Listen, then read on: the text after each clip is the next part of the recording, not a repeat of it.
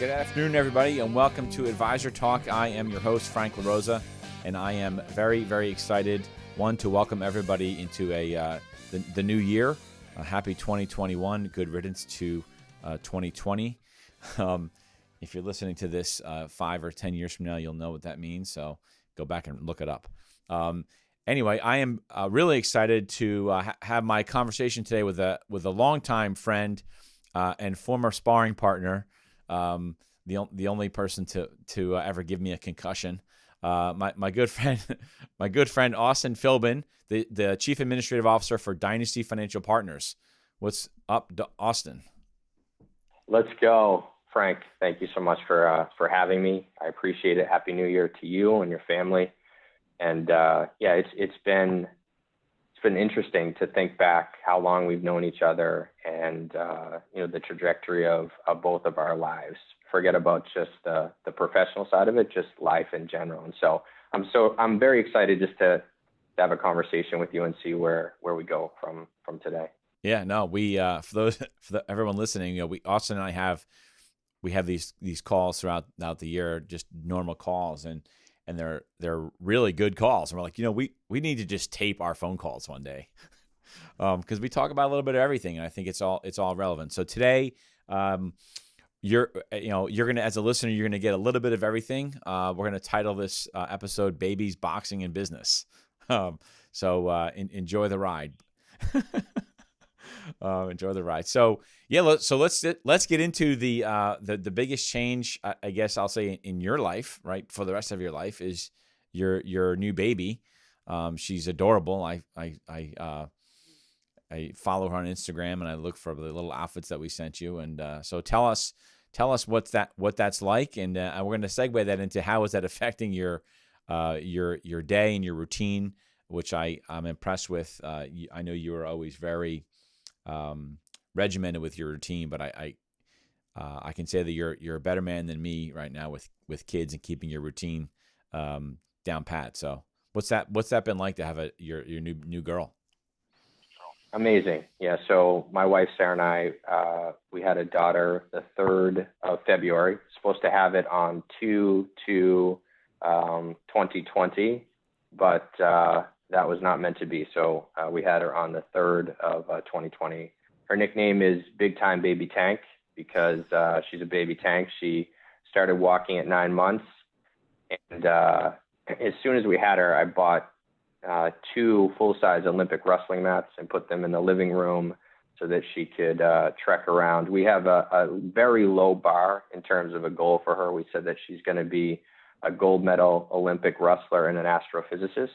So we're hoping that that bar is relatively low. No pressure. And it's amazing. No pressure. She sleeps well through the night. But as I know that you do, the secret to all of this is my wife, who handles the brunt of the caring for Cadence, and she's just phenomenal. She's a great mom. It's her first child, our first child together. I have a son as well, Keanu. But it's been a great experience to be able to spend time with Cadence and Sarah, and that's what's unique about the COVID environment. There's silver linings to everything if you look hard enough in life, and with the pandemic and being able to stay home and watch her grow and not have to travel as much as I typically do, that's been great. Yeah. Do you have her? I think one of the outfits I got you was like a baby jujitsu outfit or something. It was there was a long time. It was, for me, it felt like forever ago, but I'd imagine you're already looking for classes to enroll her in, and getting her in part of your sparring routines and your classes, which we'll get into in a minute.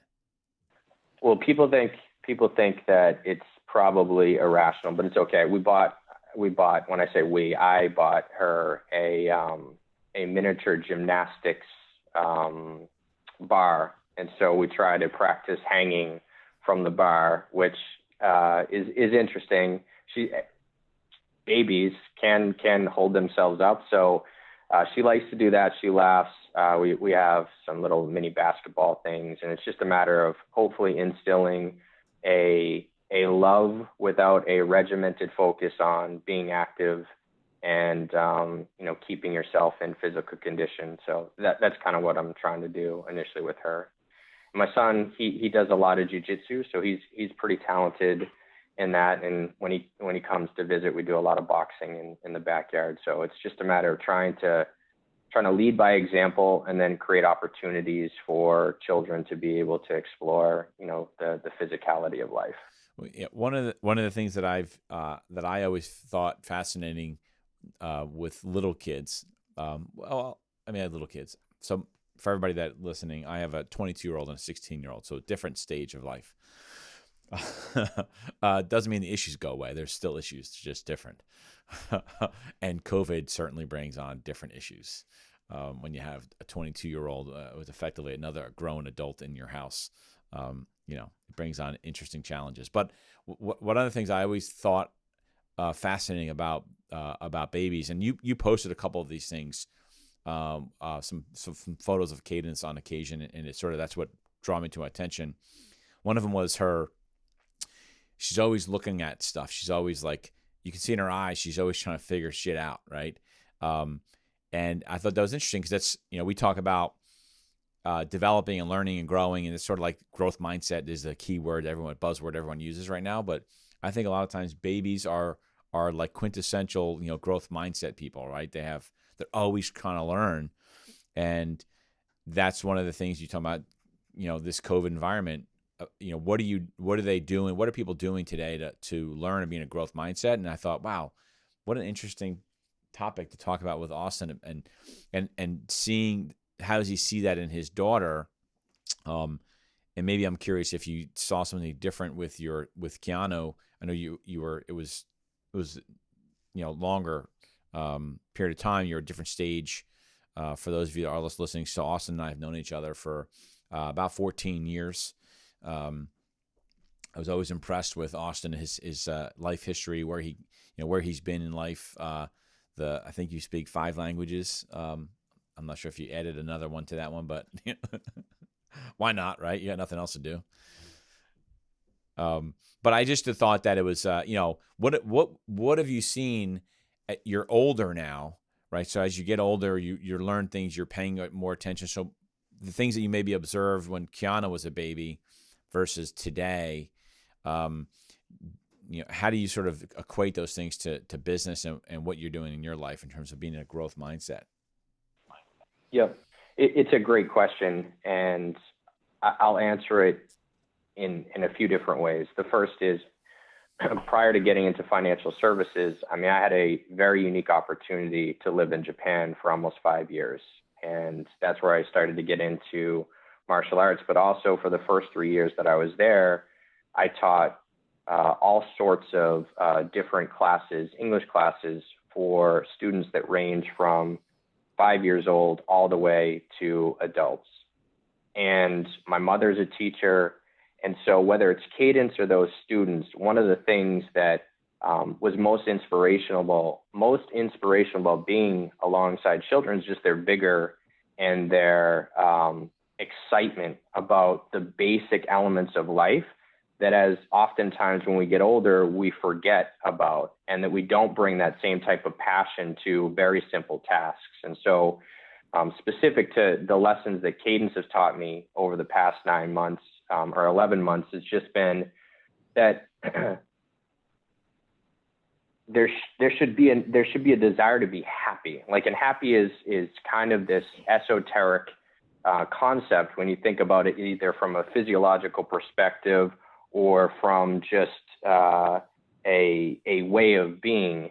And for me, one of the reasons why I think younger people are so happy, and maybe sometimes that goes away, is because obviously responsibilities pop up. So I don't want to downplay that, but there's also the fact that at some point, perhaps there's less of a desire to grow and less of a desire to try new things for fear or failure. Watch a baby. I watch my daughter fall every day, hundreds of times, really hard falls, whack her head. And she gets back up, and, over time she's become a better walker. And so that type of lesson, although it seems really simple and one that like as adults we should embody and think about, sometimes I think we forget about it and we don't put ourselves in enough positions where we want to fail. And then if you extrapolate that and take it to your question about my personal philosophy on life, is that I always want to try like random things to both to grow, but also to put myself in a position of failure. So I'll give you two examples that I've tried during the pandemic. The first is, I got interested. It's a fairly prevalent and common, person, Wim Hof. So I built an ice bath in my garage and I did the Wim Hof breathing. I got up to like, call it 4.5 minutes of being able to hold my breath. But like by going through that process and trying something new and then shocking your body by exposing it to cold water, those are things that your body doesn't want to do. And like perhaps other people like, why? Because when I tell people like, why would you do that? That sounds stupid. But it's more about like being able to give up and have experience of failure. So that's one thing. The second thing is I started this group here in St. Petersburg to get together really early in the morning to exercise. And I intentionally invited people that were like much younger athletes because I wanted to be the person that was last. Like, I don't want to be the person in the room. Like the quote of like, if you're in the room and you're the smartest person, or if you're in the gym and you're the strongest, you're in the wrong room or the wrong gym. That's hard for people to like accept. And then to take it and apply it to business, it's, understand the mindset of where you are. And if you're okay with where you are, that, I don't want to argue against that, but if you have an idea of like growing, you can't expect new results if you're just doing the same things over and over again. So you have to try new things and be willing to fail in order to have what I think is parabolic growth. At least that's the way that I looked at it in my life. Yeah. A lot of people talk about growth. I was just thinking about, you're talking about having younger guys in the room, and we'll get to our boxing days in a minute because you reminded me about that, me being the oldest guy in the room, getting my ass kicked. But anyway, good memories. But anyway, they do talk about this whole thing about what makes certain entrepreneurs happier than others, and why do people, when they achieve such levels of greatness, why are they so depressed? And you look at athletes that they have a major victory, or Olympic athletes, and then they crash afterwards. And what I have learned over time, and you're sort of explaining, you're going through it, is it's more about the journey of getting someplace and growing than the actual destination. And if you basically don't have a destination anymore, how do you expect to really be happy? And people can say, well, you can be happy with where you are. Not really. I don't think you really are unless you're growing. I think our bodies aren't meant to, as human beings, we're not meant to be idle. We're meant to be pushing ourselves and doing things that are uncomfortable is where the growth happens.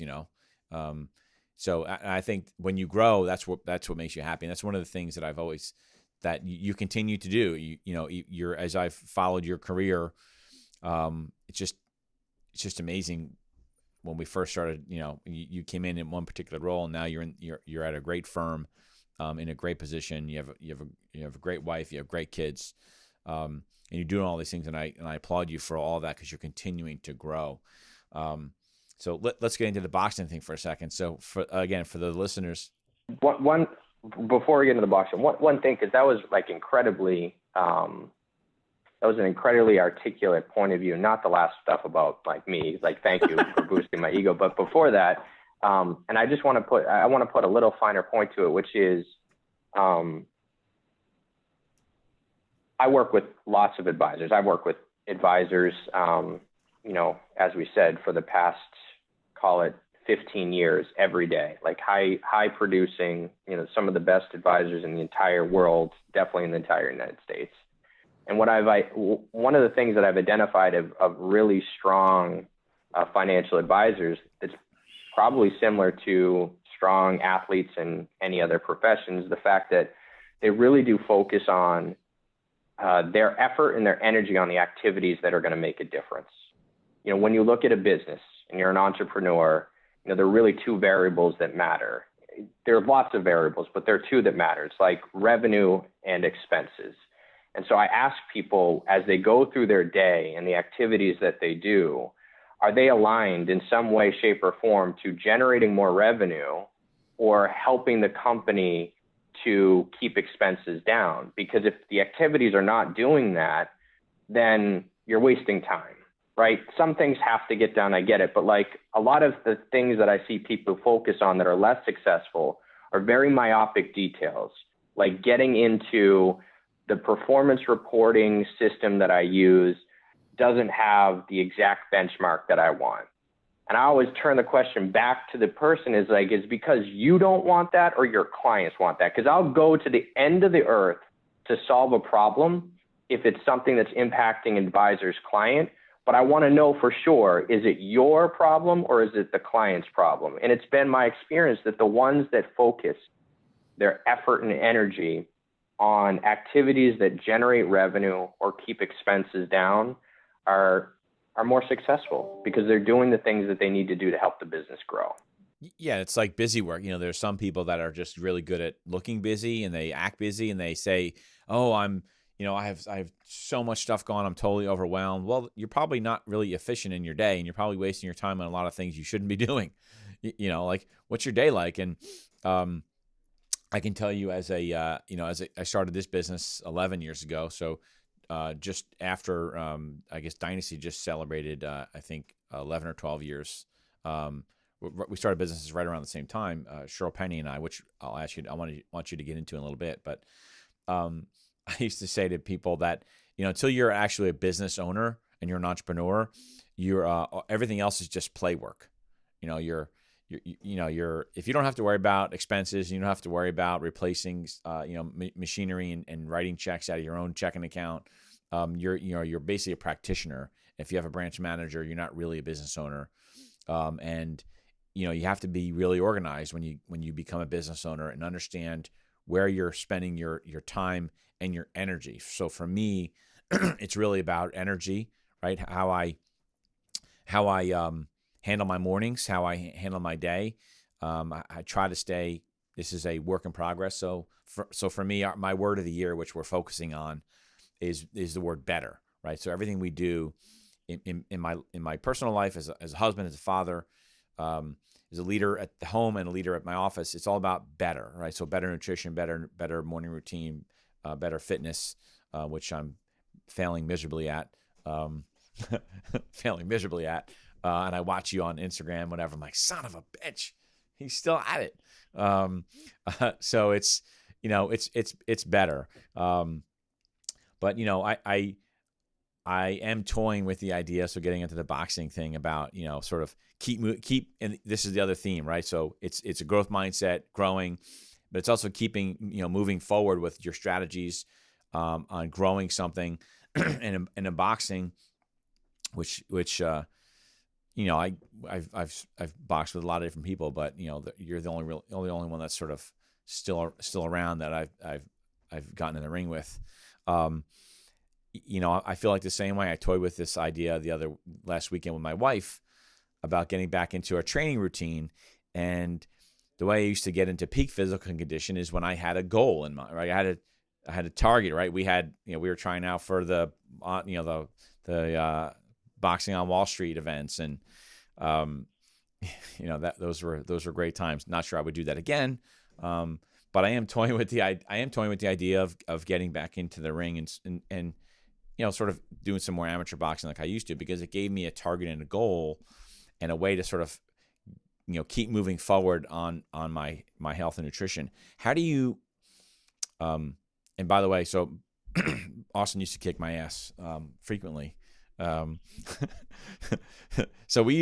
Austin and I worked together really during not a great time in the markets, right? It was like 07, 08, 09, and sometimes we'd go at lunch, sometimes we'd go after work, and we just go banging around a little bit, and it was fun. It was definitely fun, and Austin was the term speed kills. I can attest to that, because Austin used to kill me because he was pretty fast. So. But how do you tell me about how are you staying so regimented with what you're doing? I mean, I watch you, and you posted something today which was like a grease board, and it says something about this workout sucks or something like that. Tell me a little bit about, and this is the listeners will get something out of this, but this is really my question for me personally.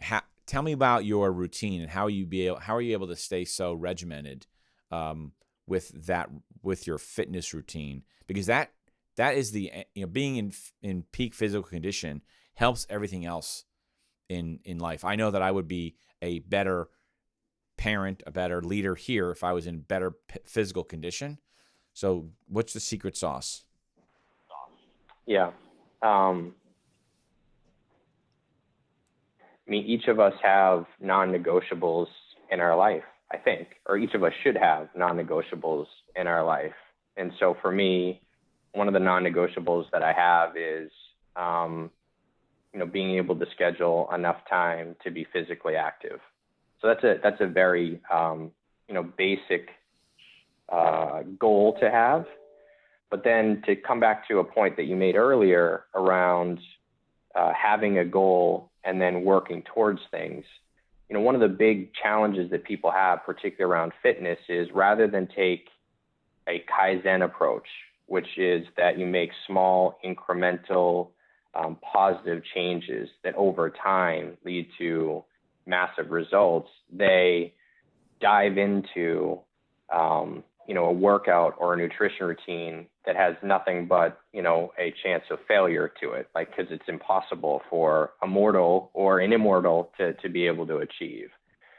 And then the way that I think about fitness, whether it's been my martial arts career or just in general, is that when I graduated from college, I wanted to be able to do something that would require so much mental and physical attention to it that the rest of my life, whether that's, my personal issues, relationship issues, spiritual issues, or professional issues, would go away, because you can't be thinking about, the client that you didn't get if you're in a ring kickboxing or wrestling with someone. You can, but you'll likely get your head beat in. And so I always wanted to find activities that would require 100% devotion to it, so that the other parts, at least for that hour within the day, would be able to be placed on a shelf, and that it could also expend a lot of the emotional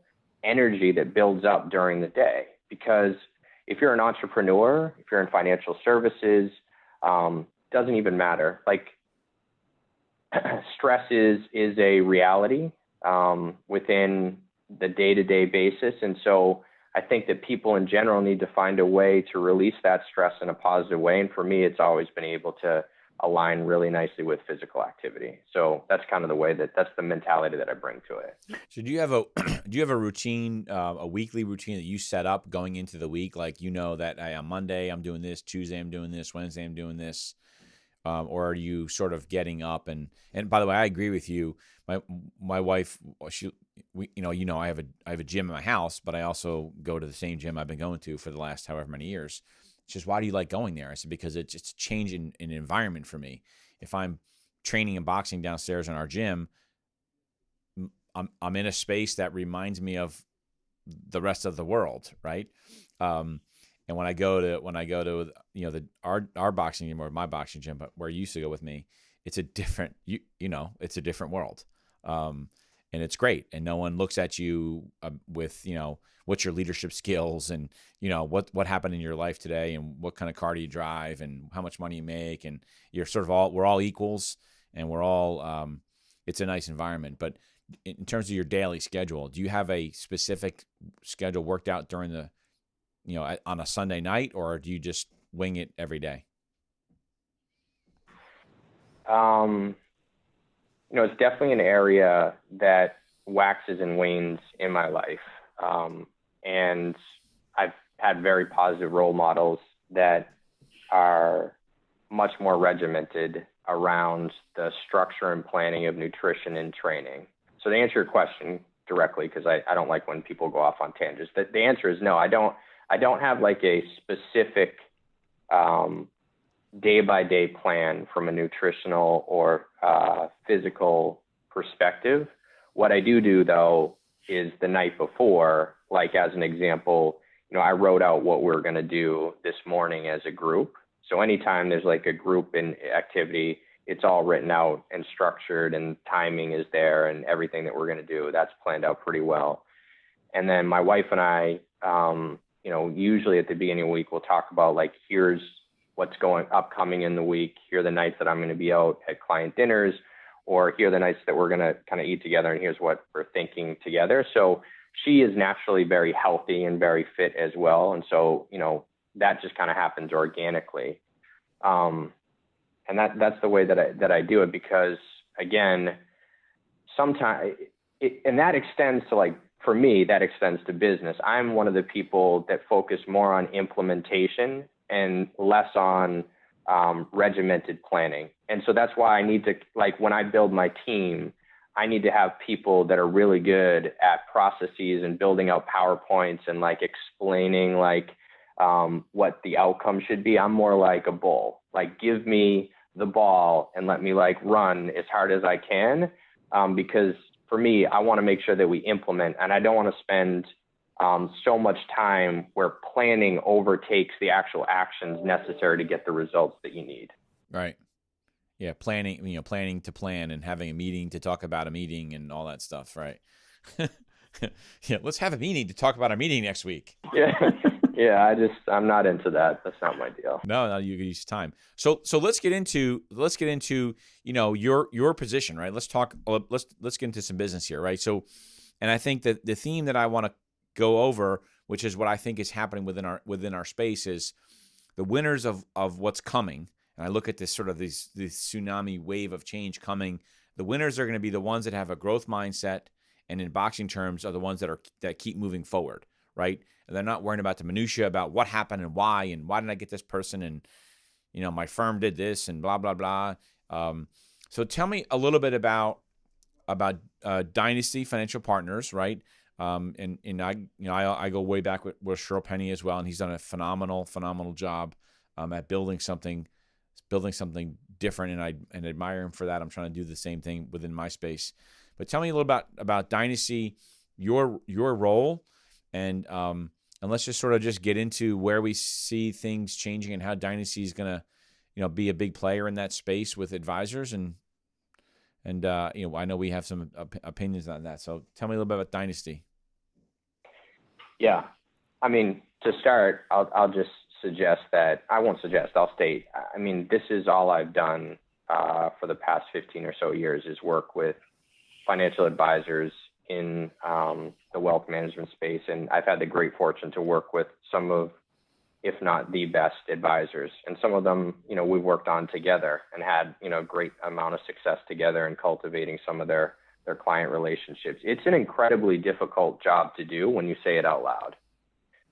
Like, when I look at it, it's your job as an advisor is to, for all intents and purposes, convince really successful, wealthy individuals that somehow you're going to be able to control this uncontrollable system, which are the capital markets, right? At its base level. No one says that out loud, but like at its base level, that's what you're trying to do. You're trying to say, better, right? Look, yeah, I'm going to be able to help you with an outcome that's relatively unpredictable. And so I have the utmost respect for the work and effort that it goes into to being a financial advisor. And obviously the position and the responsibilities are far greater than that. But just that as a basic concept is really challenging to do.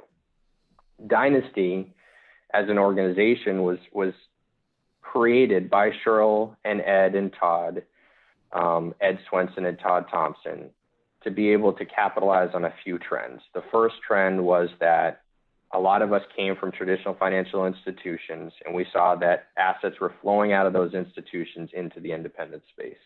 The second was the independent space at the time that we started the company was still in the beginning phases. So there really weren't a lot of platforms for what's commonly used in the vernacular of the traditional financial institutions, the corner office advisor that had larger clients with more complex needs. it really wasn't a great place for them to go to. And then the last one was there really wasn't a model for a true entrepreneur. It was either you're going to a corporate RIA or you're going to an organization that's similar to a wirehouse with a higher payout, or you're going to a roll-up, somebody that's a private equity firm that's going to buy, control of your clients and your assets, your entity, and then roll it up and take it public or, keep it private. And so what we wanted to do is say, if you're an entrepreneur and you're a financial advisor and you want to create your own equity and your own enterprise value, then we will create a platform. We'll be a platform provider for those RIAs that are in the higher end of the spectrum to be able to serve their clients as well, if not better, than the institution where they were before, and then take off some of the things that I would call nuisance issues that advisors that are coming out of traditional financial institutions probably don't want to spend a lot of their time with. And one of those things is, your new business around payroll, right? So being able to identify parties to help them with payroll and benefits, outsourced financials, so being able to keep the books and records, and then identifying an easy way to access third-party money managers, helping them with marketing, because many of them have never had to market before. So just creating a way in which the combination of technology and human capital that we can help advisors that are interested in being true entrepreneurs, live their American dream. And that's the premise of the business. Yeah, I think you definitely we're ahead of the curve, no doubt about it. I think that, and I don't know about you, but this is what maybe we'll get into some opinions. But I think we're aligned on on a lot of our opinions. I think that there's still going to be a need. And I talked to an advisor yesterday, and he asked me this question about, well, why don't I go and just open up my own RIA, right? This guy's $1 million producer. He's got 120 million or so in assets. Not all of it's fee-based, but a majority of it is. And I just said, look, it's you and your son and an assistant. I don't really know if you have the right scale to make it worthwhile to open up your own RIA, do the things that you have to do. And I know you guys help with a lot of the oversight and compliance and all that stuff, or at least you guide the advisors on what to do, but you're not doing it for them. And so for me, my recommendation for this particular advisor was he should be on a corporate RIA where, to your earlier point, so he can focus on the things that make him money, right? Not what he'll end up having to focus on, because he won't be able to afford a full-time compliance person to handle all the things that he needs to handle. But I think that COVID specifically, and I'm a little bit tired of talking about COVID, but we got to talk about it. I had a $2 million plus producer in my office a few months ago, and I said, hey, so what's it like being independent? How's it going? And he goes, no, I'm at Merrill. Oh, shouldn't have said that, but that's okay. Anyway, he was, it is what it is. And I said, well, no, you're independent. He goes, no, I just work from home. Like, okay, well, so what's it like to be independent? I said, did you lose any clients? No, actually, no, I've been actually more productive. I've, grown my asset base, and it's been great. Okay.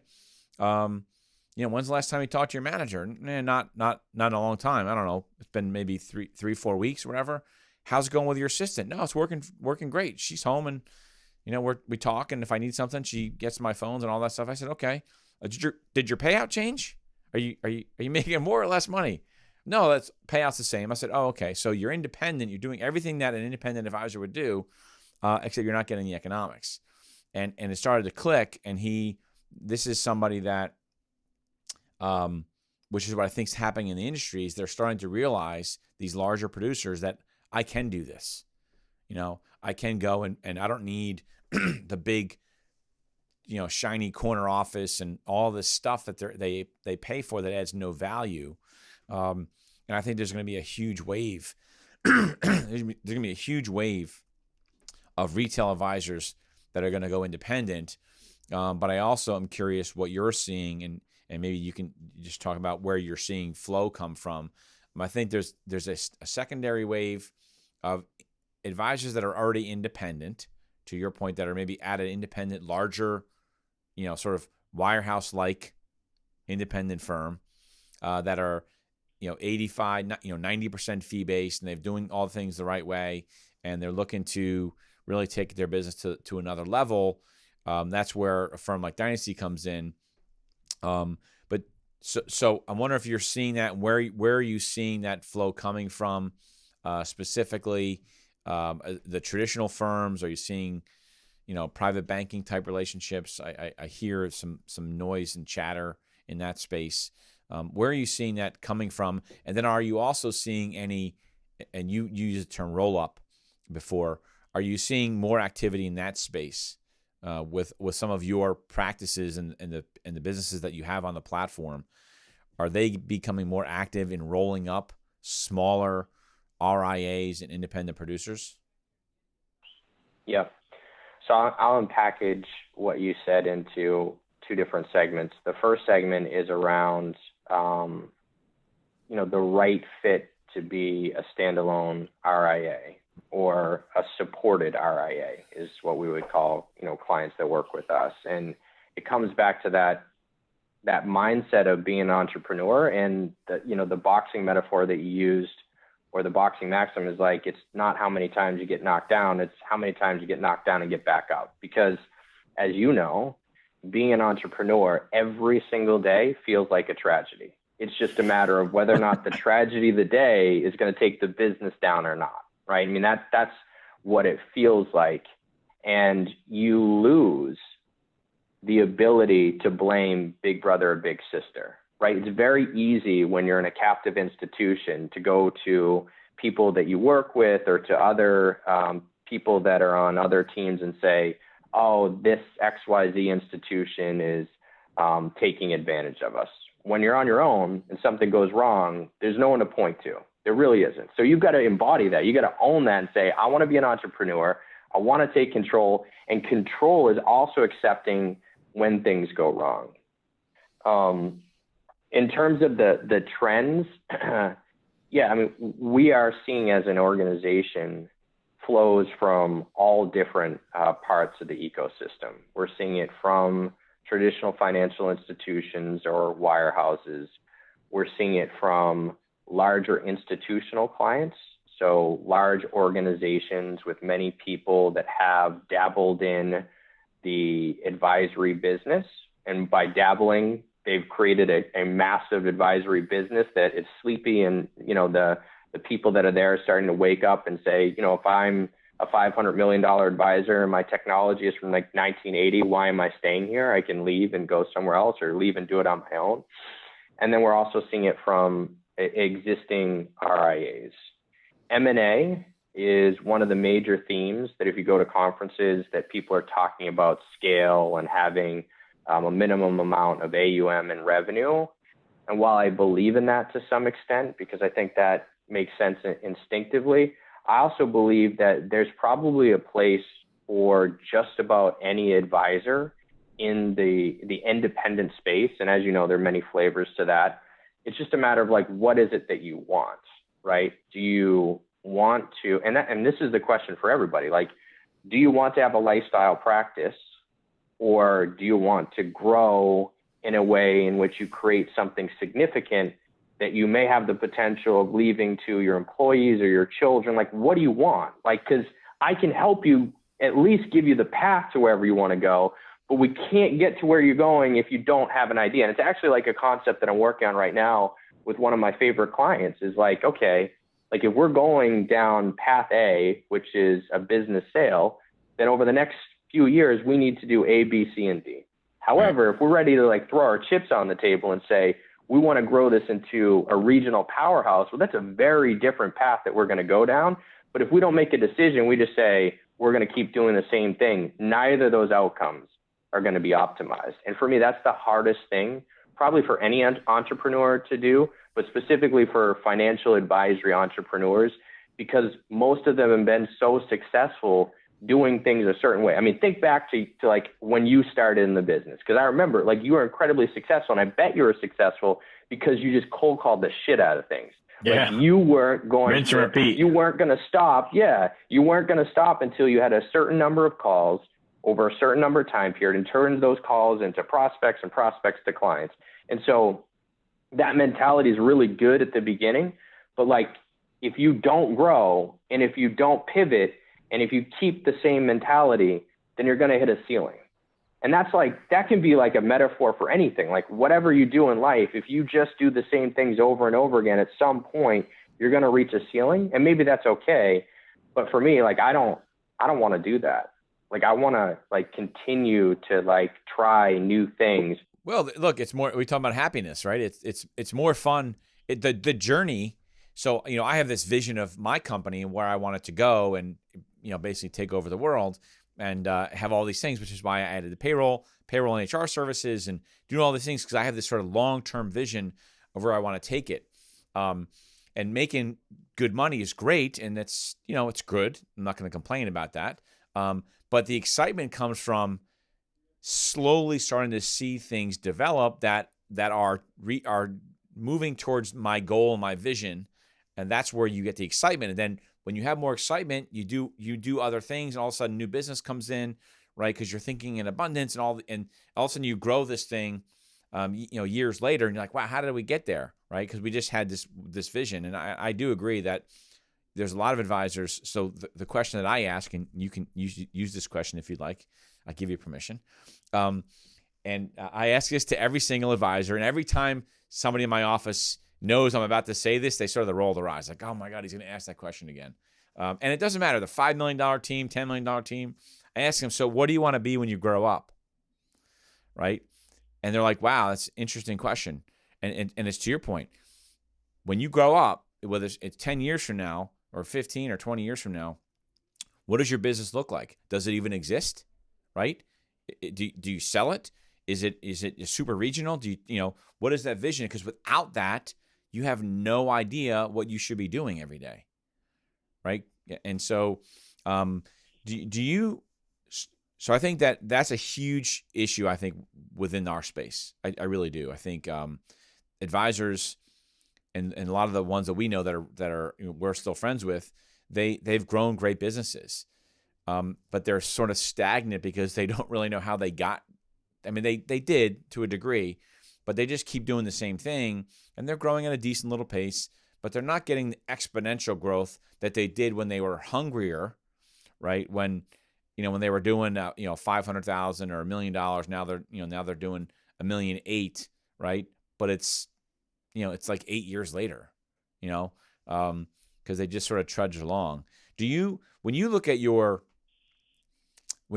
teams, so when I call them teams, you might call them your business partners, right? Those Dynasty business partners throughout the country. What do you think is the one common theme and this is what I'm trying to really get across to everybody that's in financial services that runs a business? What do you think is that one common theme that separates the ones that are super uber successful, right, with the ones that are sort of just growing at a nice pace, but they're not really lighting the world on fire? What is that one thing that you think that they have?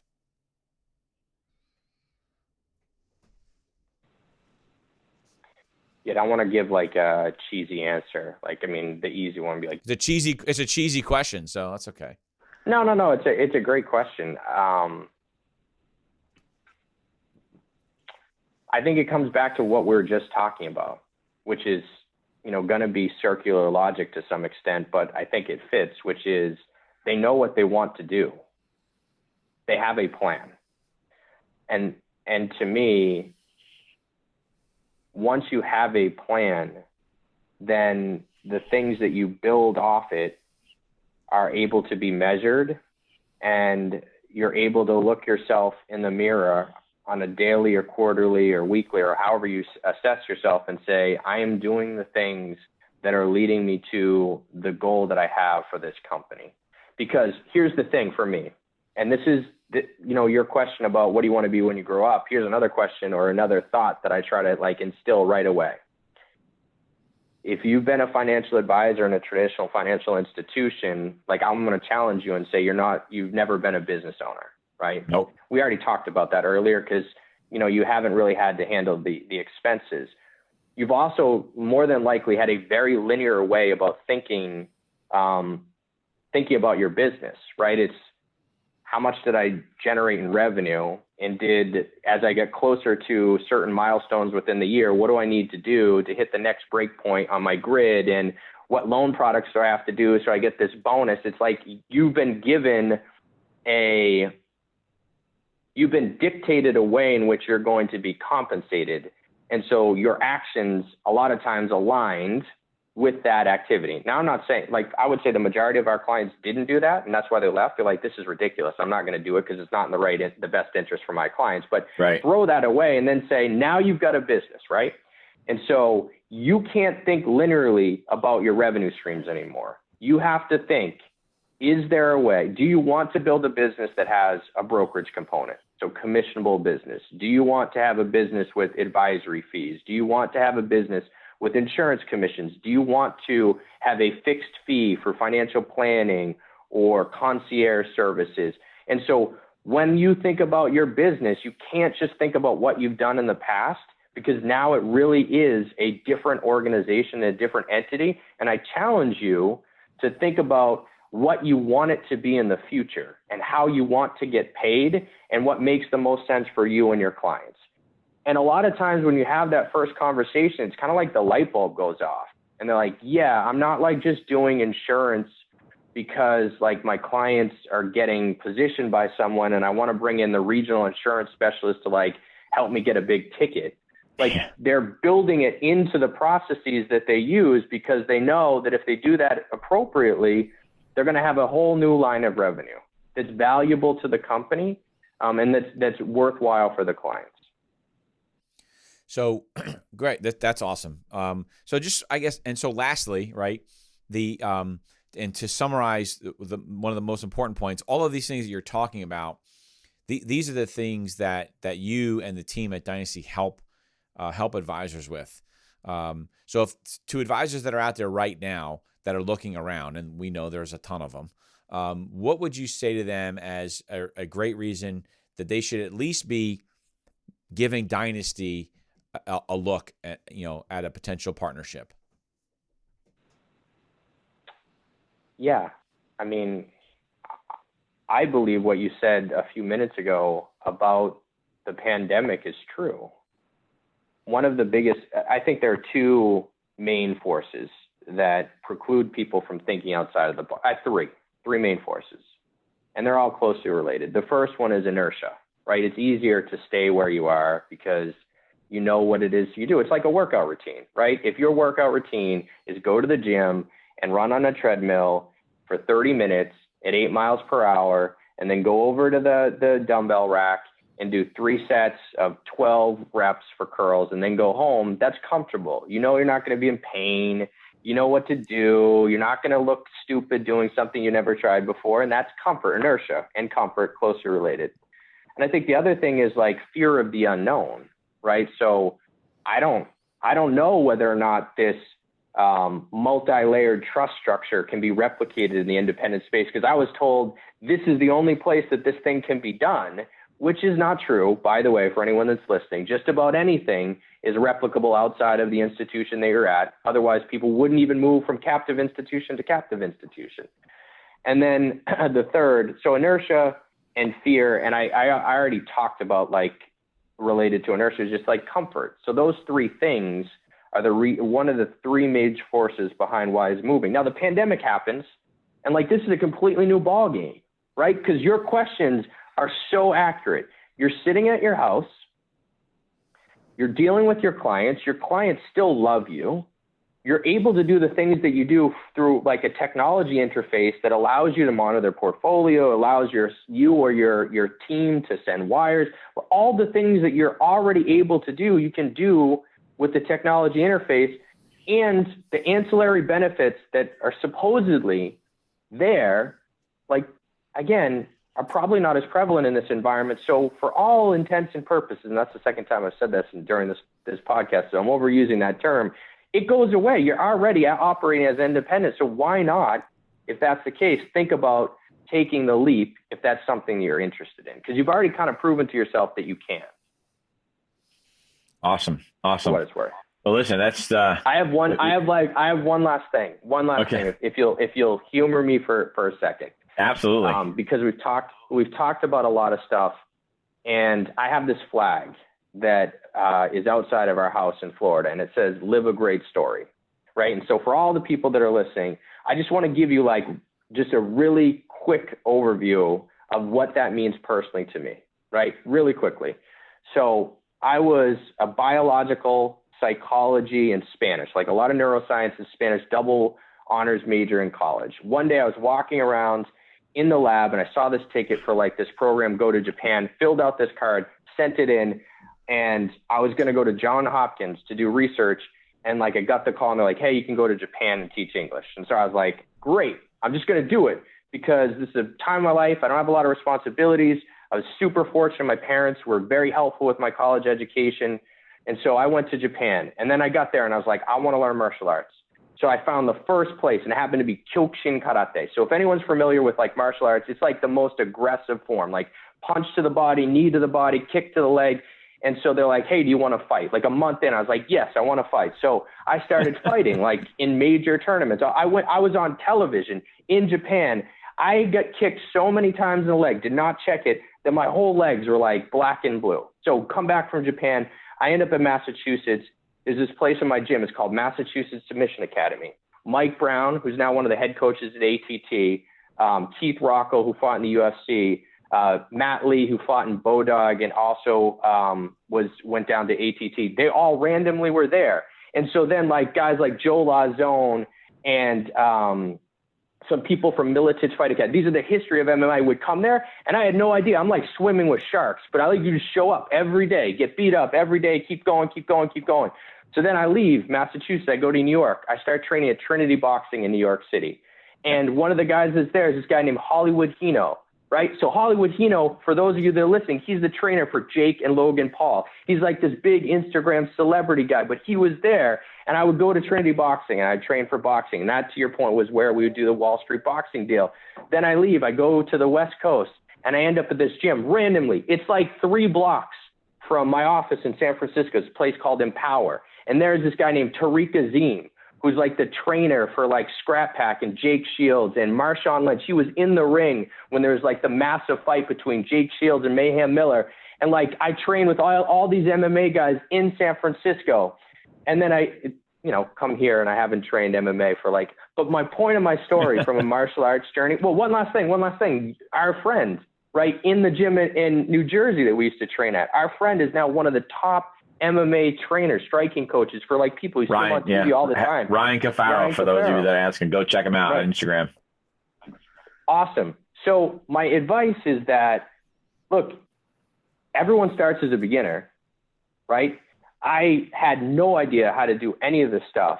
And I just think if you're open to the potential of living a great story and you put yourself in positions, whether it's like professionally or physically or relationship or spiritual, that allow you to be stretched, you're going to grow. You just have to, right? That's just the way that it is. And inertia and comfort and fear, like that's something that's prevalent in almost everyone. Like we all do that, but like just get over it and dive in. Yeah. That's awesome. Life's more exciting when you push your limits and you learn and you make yourself uncomfortable. There's a car going off. I don't know if you can hear that or not, but there's a alarm going off. But anyway, dude, that was awesome. I knew that we'd have this kind of conversation. Yeah, I'm laughing. I'm smiling when you brought up Ryan Cafaro because I remember when he first came to the gym and he got in the ring, and I used to beat him up a little bit, right? And now he's one of the top striking coaches out there in UFC. It's amazing. But he put himself in the ring. Yeah, that's right. He embodies that, right? He embodies that of showing up every day and working at his craft, because it would have been very easy. I'm sure there are tons of detractors that, 10 years ago said, you're never going to make it. Well, look, there's times where, where he was, there were on occasion that where he would have a fight and it would not end well for him. He didn't quit. He kept a great attitude. He'd come to the gym the next day, be like, hey, listen, I didn't do this well. I didn't do this right. I didn't do this right. Wasn't blaming anybody else. I got to get better. I got to get back in the gym. And I really admire him for that. I'm really proud to see where he is right now. So, but I think that's one of the things that the takeaway from this is, you got to keep moving forward. You got to keep growing. You got to stretch your limits. You can't be complacent at the firm that you're at. Even if someone said to me, if you were looking at a new firm and the current firm that you're at was one of your options, would you make the decision to go there? Right. It's a good point. And if the answer is no, then why are you staying there? Right. Knowing what you know now, would you go to that firm? And you're right. Probably, most respondents would say absolutely not. Absolutely not. So listen, I appreciate it. Thank everybody for listening. We hope you enjoyed the conversation. I know I did. I always learn from Austin. He's, all of his history just is amazes me because he's done so much more than I have, and it always impresses me. But I really appreciate it, man. Hope you enjoy your time, and I'll be coming down to Florida for a short weekend. We'll get together. We're not going to be boxing because you'll kick my ass. I'm really out of shape. Maybe I'll join one of those groups, but we appreciate it. Thanks, everybody, for listening, and we'll see you next time. Thanks a lot, Austin. Take care. Thanks, Frank. Thanks for watching Advisor Talk with Frank LaRosa. If you enjoyed this video, make sure to check out some of our other episodes. Don't forget to like, share, and subscribe to our channel, and we will see you back here next week.